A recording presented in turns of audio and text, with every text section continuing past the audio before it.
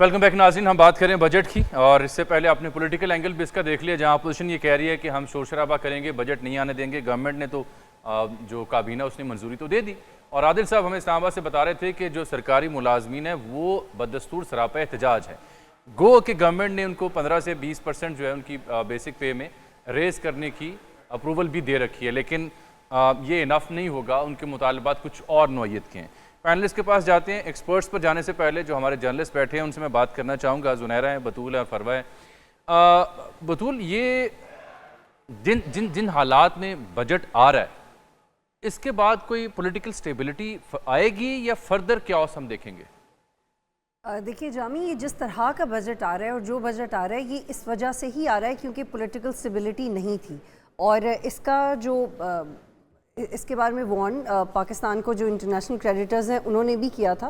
तो ये कह देना कि इस बजट के बाद पॉलिटिकल स्टेबिलिटी आ जाएगी, ये तो बहुत ही एक एवरेज एक्सपेक्टेशन है जो हमारी है। लेकिन दुआ ये करनी चाहिए कि मौशी स्टेबिलिटी आए, क्योंकि उससे रिलेटेड है पॉलिटिकल स्टेबिलिटी। और इस वक्त एटलीस्ट हम ये देख रहे हैं कि इमरान खान के जेल में होने की वजह से बहुत सारा ऐसा प्रेशर है जो इस्टेब्लिशमेंट और गवर्नमेंट पे नहीं भी आ रहा, जिसकी वजह से they are able to focus on economy at any cost. और कल जब फाइनेंस मिनिस्टर ने ये कहा था कि हमारे पास IMF के अलावा कोई चारा नहीं है, तो उनको पता है कि उनके पास कोई और प्लान नहीं है and they are bound to follow what IMF has said.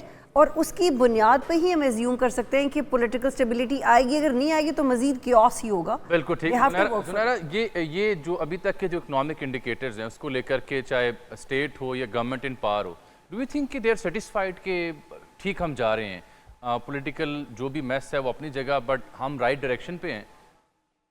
Well, it depends आप किससे पूछते हैं। अगर आप ऑफ द कैमरा बात करें पीपल्स पार्टी से, तो they are not very happy with what is happening.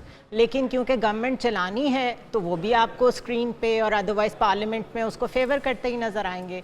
But दो तीन चीज़ें बड़ी मिक्स हो गई और एक हमारा ट्रैक रिकॉर्ड बन गया उस पर। हम डिस्कशन इसलिए करते हैं कि यूँ लगता है जिस तरह इसमें से लोगों के लिए कुछ निकलेगा, बट बतदरीज हम ऐसे एक जंक्चर पे आ गए हैं जहाँ पे we are actually satisfying the world bank and the IMF only, because हम क्रिटिकल जंक्चर पे हैं इकोनॉमिक पॉइंट ऑफ व्यू से, और एक्सपर्ट्स बेहतर बता सकते हैं।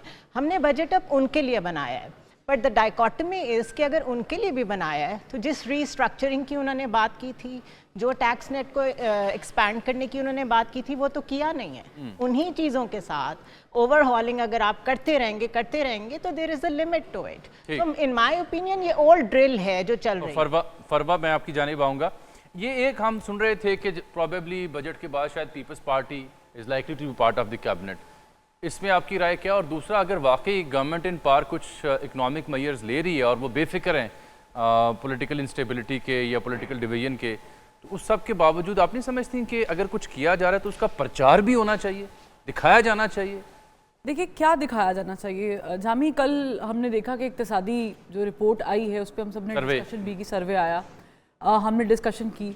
गवर्नमेंट आपको ये तो बता रही है कि वो सरकारी मुलाजमीन के लिए ये चीज़ें बढ़ाएगी, यहाँ पर काम करेगी, लेकिन मुझे बताएं कि कहीं पर उन्होंने ये मेंशन नहीं किया कि हम अपने अखराजात को ऐसे कम करेंगे, या हम अपनी कॉस्ट को इस तरह कट डाउन करेंगे और हम ये मेजरमेंट्स फॉलो करेंगे और उसके बाद हम अपनी इकोनॉमी को स्टेबिलिटी की तरफ लेके आएंगे। तो मुझे लगता है कि ये बजट भी उन तमाम बजट से मुख्तलिफ नहीं है। ये एक शॉर्ट टर्म बजट है। IMF के पैसे आएंगे जब, और फिर आपका एक साल थोड़ा बहुत बेहतर गुजरेगा। इसीलिए पीपल्स पार्टी भी वेट कर रही थी कि जैसे बजट आए उसके बाद हम काबीना में शामिल हों, बिकॉज दे वांट टू सी इसका इम्पैक्ट क्या पड़ता है। और अगर इसका इम्पैक्ट बहुत वर्स्ट होगा तो उसका क्रेडिट हमारे खाते में नहीं जाना चाहिए। कल को हम अपने इलेक्शंस में खड़े होकर कह सकते हैं कि हम तो थे ही नहीं। मेरी जो अंडरस्टैंडिंग आई ना मालूमात, फरवा आप ठीक कह रही हैं, उसमें आसिन इकबाल साहब ने प्रॉबेबली इंगेज किया है समहाउ कायरा साहब को और बुगटी साहब को भी, बट आई थिंक कायरा साहब and Bugti sahab are not the right people to make this decision. Exactly, it's a mere engagement.